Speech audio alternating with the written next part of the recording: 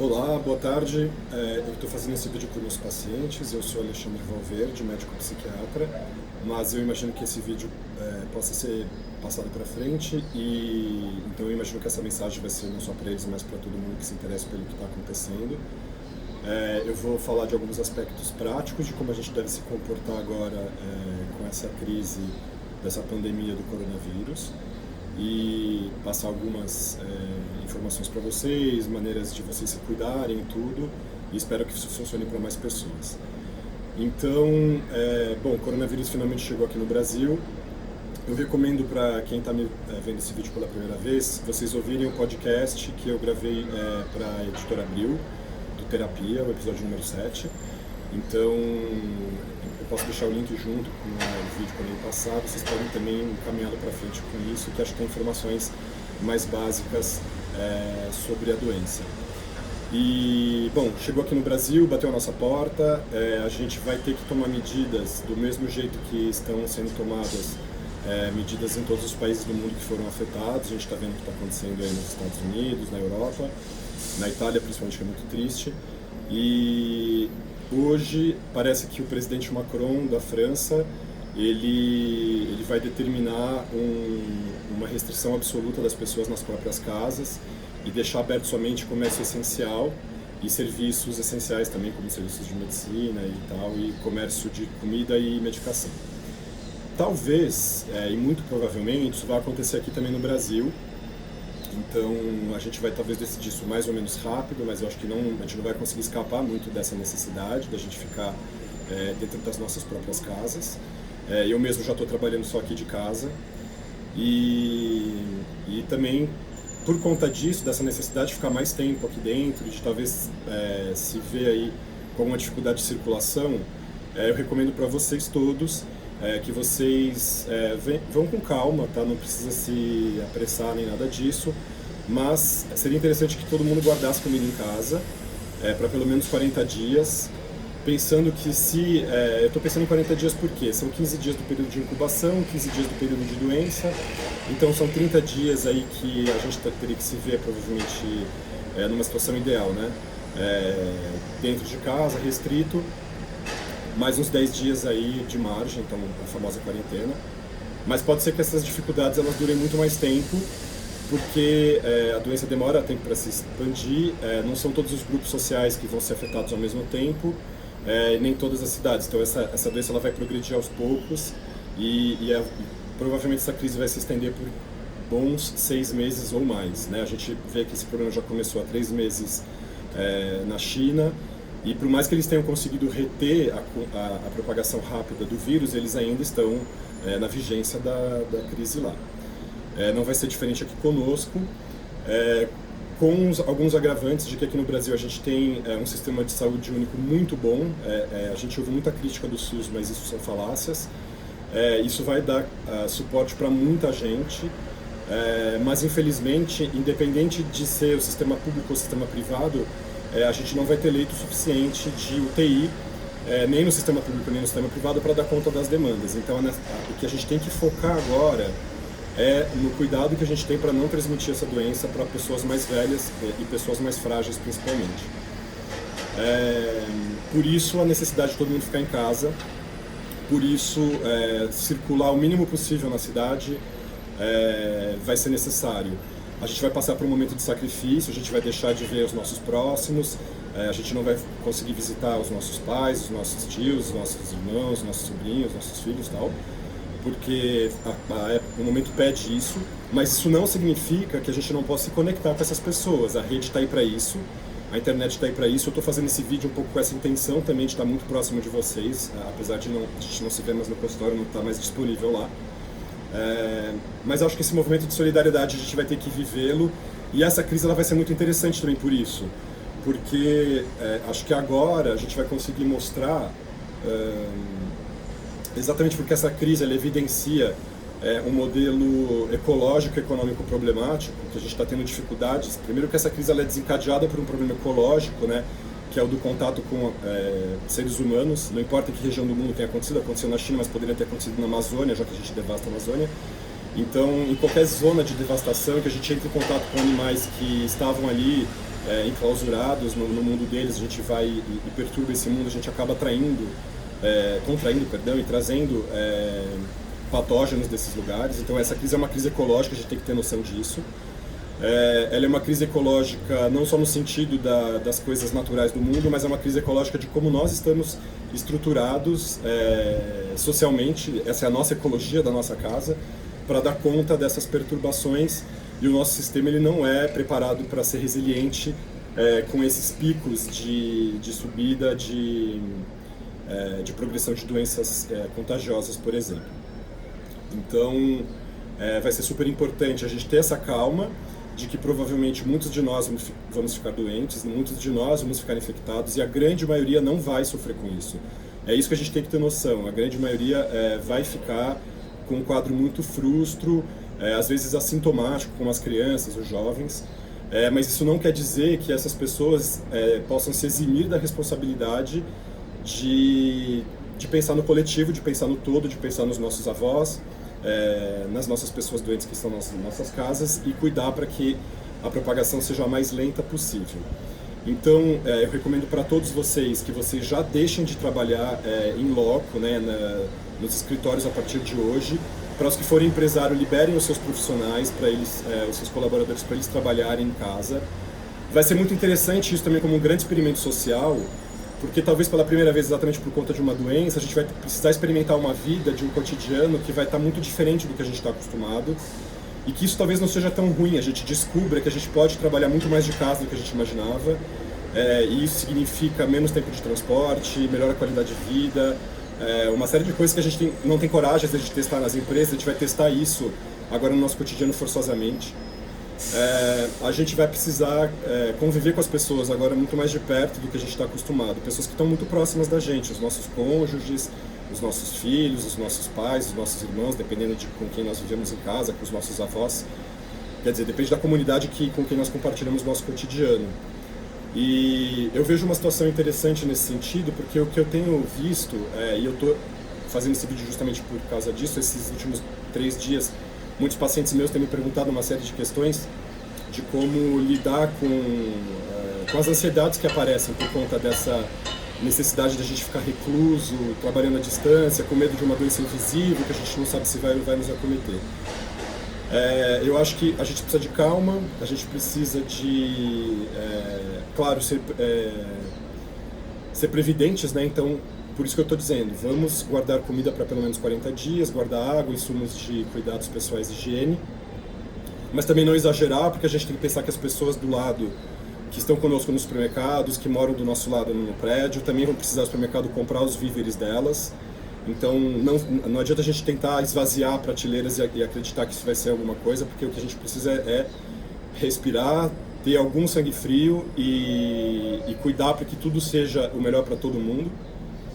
Então, bom, mas não quero deixar de passar essa mensagem para vocês, meus pacientes e os que não são meus pacientes. Façamos as coisas com calma, sem exageros, sem ficar estabanados também.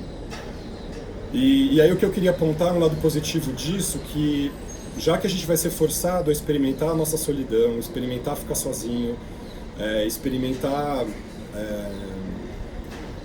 não viver nossa vida cotidiana por uma força maior, que é essa doença, e que a gente tem que baixar a cabeça e entender que isso é um fenômeno global, entender que nós temos responsabilidade nisso, cada um de nós.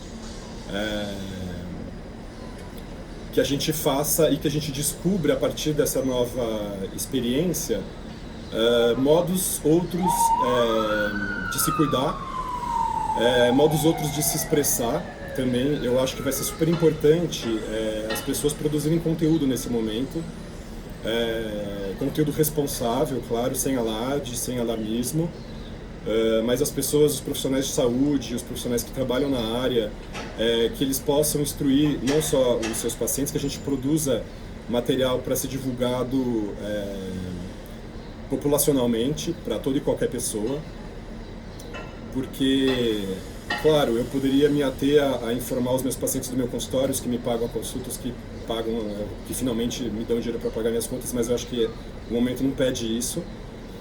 Então essa instrução que eu estou dando é uma instrução que eu quero que se generalize mesmo, que mais pessoas ouçam. Eu não sei se o governo vai demorar ou não para tomar alguma atitude, então eu, como médico, prefiro assumir a responsabilidade da orientação que eu vou dar para as minhas pessoas antes que o governo faça, até porque o que a gente viu nesse domingo, o representante maior do nosso estado, que pode estar doente, ele se expôs em uma situação pública, numa aglomeração de pessoas, e isso não é um bom exemplo. Isso, inclusive, é uma situação bastante crítica, que acho que vai ser avaliada por quem deve avaliar essa situação.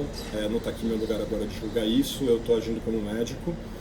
E o que eu quero é reafirmar mais uma vez a importância de todos nós termos noção do que está acontecendo, cuidarmos para que a gente entenda a nossa parte nisso, não ficarmos muito ameaçados, não ficarmos assustados. A gente vai precisar muito conversar um com os outros agora para poder aliviar essas tensões, aliviar esses medos. Acho que os medos vão ser muito maiores, talvez, no sentido de que ele se espalha como um rastilho de pólvora, né?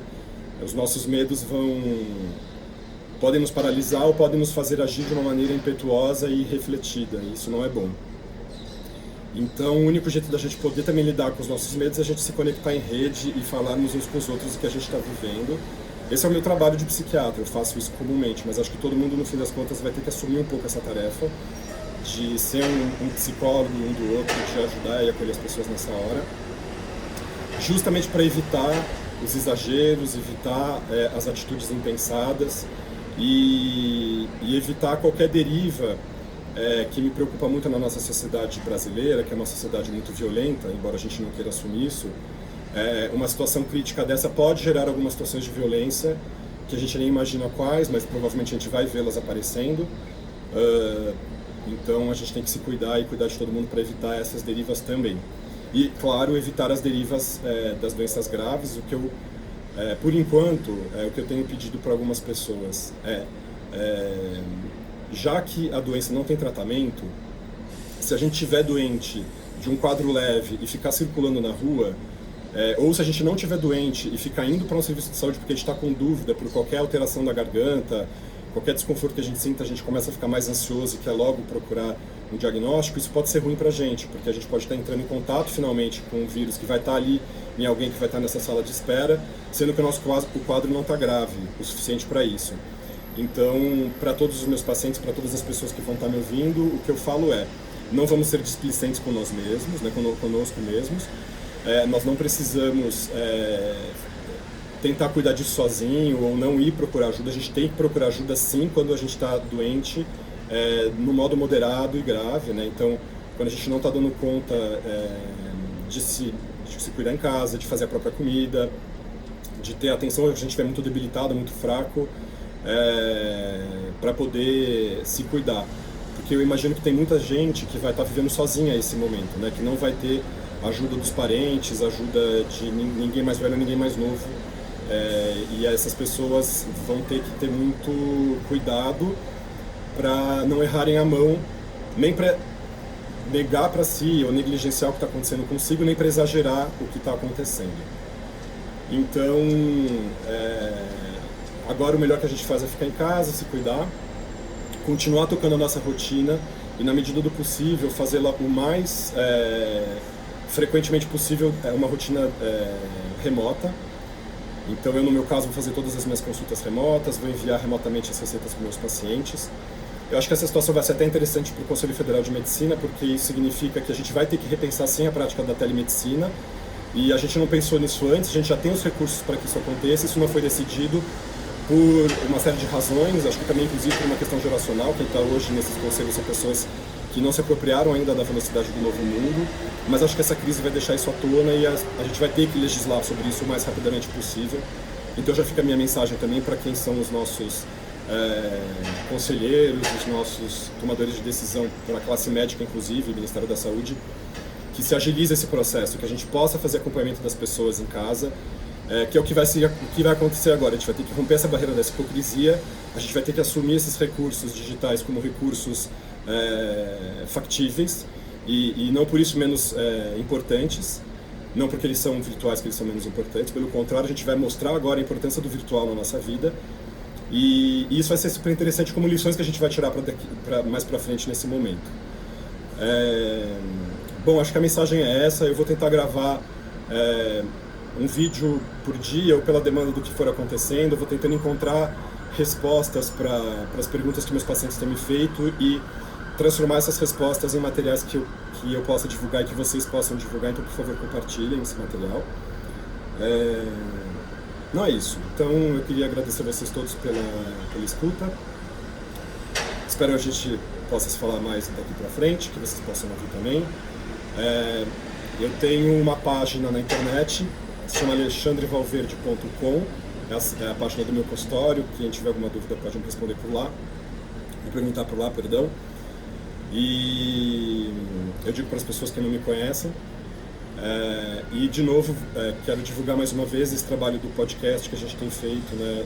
Eu sou convidado permanente da revista Super Interessante, tem alguns materiais de psiquiatria lá, e tem esse material sobre o coronavírus. Isso que eu estou fazendo agora com vocês, eu estou gravando esse vídeo um pouco para ser uma continuidade daquilo que eu falei nesse primeiro vídeo, então por favor ouçam também. E mais uma vez, assim, eu já falei isso no podcast, vou falar de novo.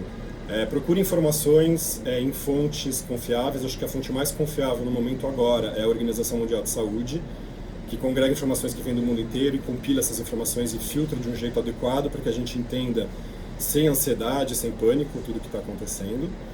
Evitem o máximo possível o diz que me diz que fica circulando nas redes de WhatsApp. Isso é muito danoso, isso vai gerar muito medo, vai gerar muita onda de exacerbação dos comportamentos, que a gente não precisa disso agora. E conectem-se com os médicos de vocês. Quem pode ter esse privilégio de ter um médico particular e entrar em contato com eles, faça isso. Quem não tem essa possibilidade, depende do SUS, procure o serviço de saúde, procure o aplicativo do governo, do Ministério da Saúde, que está informando sobre como a gente deve se comportar e como a gente deve reconhecer os sinais e sintomas da Covid, né, dessa doença do coronavírus na gente. E provavelmente agora, depois desse momento, que a gente vai precisar ficar recluso, que a gente entenda também esse momento de reclusão como um momento de ganhar forças para que a gente, saindo dessa crise, não finja que ela não aconteceu, não esqueça, como a gente costuma fazer com todos os problemas que a gente vive, e façamos pressão para o nosso sistema de saúde ser ainda melhor do que ele já é. Ele já é um sistema que quer ser universal, quer ser amplo e restrito para a população brasileira. Ele ainda não conseguiu atingir isso, mas ele já faz muito pelo nosso povo. Então não duvidemos da qualidade do nosso sistema único de saúde, isso é uma falácia. As pessoas que alardeiam impropérios em relação ao nosso sistema único de saúde não conhecem, e o sistema único de saúde vai provar agora por essa crise que ele vai dar o tom e ele vai fazer a coisa ser diferente. Aqui a gente vai conseguir provar para o mundo.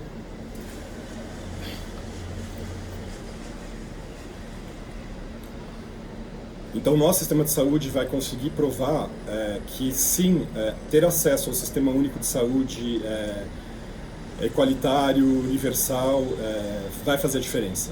A gente vai ver isso em relação aos países que não vão ter acesso ao sistema de saúde, por menos bem instalados que eles estejam. Quem não tem acesso nenhum vai sofrer muito mais.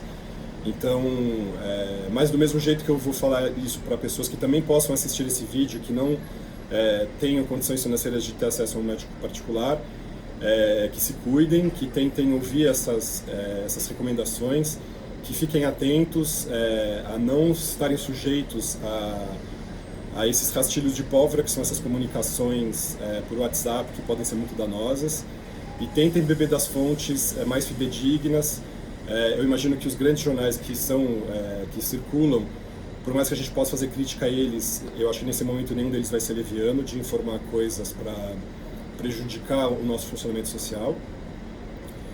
Mas, contrariamente a isso, os grupos de WhatsApp vão se mostrar bastante danosos, e eu já passo a mensagem para vocês evitarem isso o máximo possível. Vacinem-se contra as fake news, vacinem-se contra as ações intempestivas, vacinem-se contra a intolerância,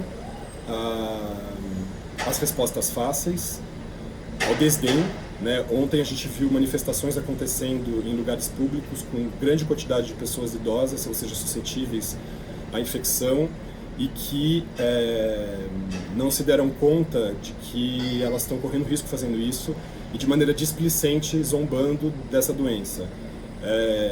Muita gente pode pensar que talvez nós, profissionais de saúde, estejamos sendo alarmistas, mas não é isso. A gente quer ser o mais ponderado possível, mas a gente também quer dar a dimensão real do que está acontecendo, e o problema que está acontecendo é muito sério. Então, e o fato de ser muito sério não quer dizer que a gente precisa ficar desesperado. O fato de ser muito sério só significa que a gente precisa ter uma atitude séria diante desse problema, que não é a atitude que a gente viu, nem nessas pessoas que são displicentes e se agregam nesse momento que a gente tem que ficar em casa, e nem do chefe maior do governo que se expõe em público, talvez estando contaminado, zombando da possibilidade de infectar outras pessoas. Bom, fica a minha mensagem. Espero ver vocês aqui e poder oferecer alguma coisa que seja interessante para vocês de novo. Muito obrigado. Queria dizer para vocês também uma outra coisa, que amar nesses tempos vai ser muito importante.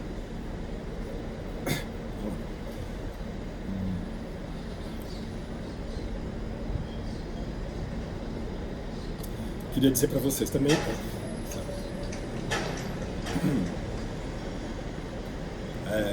Queria dizer para vocês também que o mais importante agora que a gente faz é amar as pessoas que estão próximas da gente, e amar essas pessoas significa talvez não frequentá-las agora, saber suportar e guardar essa distância, e amar as pessoas que estão próximas significa também reencontrar caminhos de comunicação que a gente vai ser meio que forçado a estabelecer. Sejam os caminhos virtuais, porque a gente vai ter que continuar se mantendo conectado virtualmente, sejam os caminhos reais, porque a gente vai estar convivendo muito intimamente com pessoas muito próximas da gente, num nível que a gente não está mais acostumado, porque a gente não vai mais ter a liberdade, por enquanto, de poder frequentar os lugares que a gente frequenta, de poder tomar a hora que a gente toma, de poder sair do convívio que a gente sai quando a gente quer evitar essa pessoa. Então, isso vai demandar muito amor da gente. Isso vai demandar muita paciência, muita tolerância e muita conversa. Então acho que isso vai ser muito bom para o mundo que a gente está vivendo, que é um mundo que isso não tem acontecido. A gente não tem cultivado esse hábito de compartilhar com as pessoas as nossas ansiedades, e a gente vai ter que sair um pouco desse cada um por si e entender que agora a gente vai ficar fechado num cada um por si, mas aberto num cada um por todos, que seja por enquanto virtualmente, mas que seja depois da passagem dessa crise, em um movimento que congregue todas essas pessoas agora, num movimento que não tem outro nome que não seja um movimento político, que demande e reclame e exija a instituição de políticas e de uma estrutura de saúde, ecológica, econômica, social, que nos proteja desse tipo de crise no futuro, porque essa é uma crise que atinge todas as classes sociais e todas as pessoas de todos os sexos, independente de qualquer condição nossa, seja a condição financeira, condição de cor de pele, condição de ter ou não ter uma doença prévia, de ter ou não ter uma doença psiquiátrica, de estar em tal ou tal lugar do mundo. Não há nenhum lugar agora que se está poupado, na verdade, do que está por vir. Então, a gente vai precisar entender que sim, nós vivemos em rede, que sim, o nosso esforço coletivo vai ser mais importante do que a nossa tendência a querer cuidar de si individualmente. Embora, por curioso que pareça, nós precisaremos ficar reclusos individualmente em nome desse todo coletivo, mas que essa reclusão individual sirva de trampolim para a gente melhorar as nossas relações de conexão e coletivas entre todos nós. Um abraço.